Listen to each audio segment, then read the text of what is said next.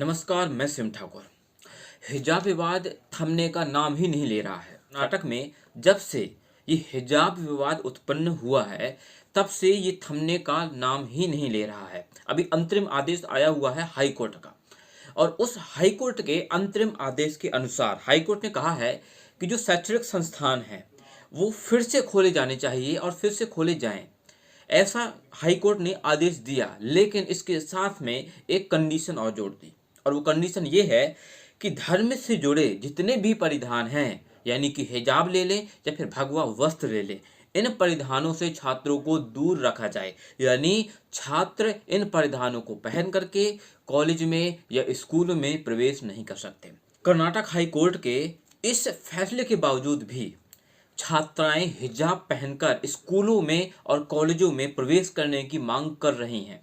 अभी ताज़ा कुछ मामले आए हैं। पहला मामला आया है मांड्या स्कूल से, और वहाँ पे स्कूल के बाहर हिजाब को लेकर छात्राएं खड़ी हुई मिली और उनके साथ उनके अभिभावक भी।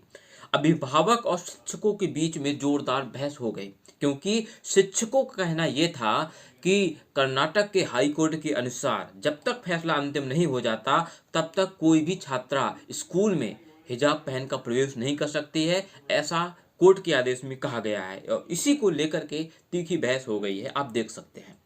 वहीं दूसरे शहर में भी हिजाब कंट्रोवर्सी देखने को मिली। कर्नाटक के विजयपुरम में मुस्लिम छात्राओं में काफ़ी नोकझोंक हुई है। मुस्लिम छात्राएं हिजाब पहनकर कॉलेज में पहुंच जाती हैं और कॉलेज के अंदर ज़बरदस्ती प्रवेश करना चाहती हैं। इसी से कॉलेज प्रशासन और छात्राओं के बीच में बहस शुरू हो जाती है।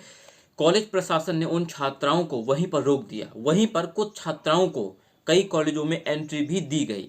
तो इस तरीके से देखा जा रहा है कि जो हिजाब का जो मैटर है, ये हाई कोर्ट के अंतरिम फैसले के बाद भी रुक नहीं रहा है। इसी पर ओआईसी ने एक अपना बयान जारी किया था। अब आप ये कहेंगे कि ओआईसी है क्या? ओआईसी का पूरा नाम है ऑर्गेनाइजेशन ऑफ इस्लामिक कोऑपरेशन। इस इस्लामी सहयोग संगठन काम किस पे करता है? यह जितने भी इस्लामिक देश हैं, उन सभी के साथ मिल करके कई विषयों पर चर्चा करता है।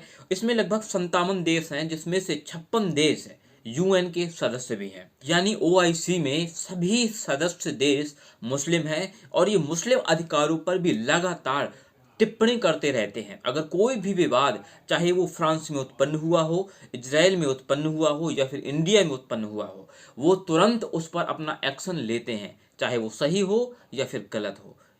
इसीलिए ओआईसी को कोई भी सीरियसली नहीं लेता है। जब ओआईसी ने भारत में हिजाब को लेकर के अपने बयान जारी किया और वहां पर इंडिया के ऊपर प्रहार किया कि भारत को धर्म के ऊपर पूरी स्वतंत्रता देनी चाहिए, चाहे वो कॉलेज हो, स्कूल हो, शिक्षण संस्थान हो, कहीं भी कुछ भी हो, पूरी स्वतंत्रता देनी चाहिए।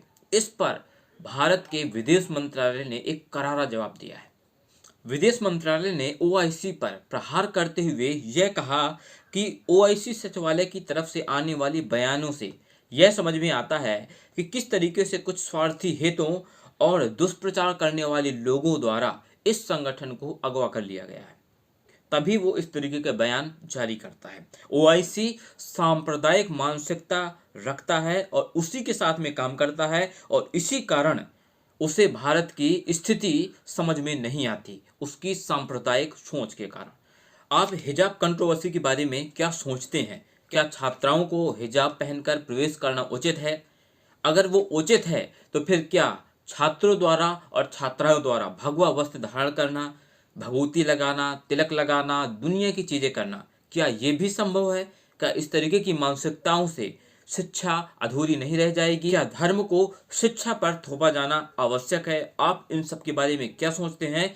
वीडियो के कमेंट बॉक्स में जरूर लिखिए। मैं इंतजार करूंगा। नेक्स्ट वीडियो में मिलते हैं। जय हिंद, जय भारत।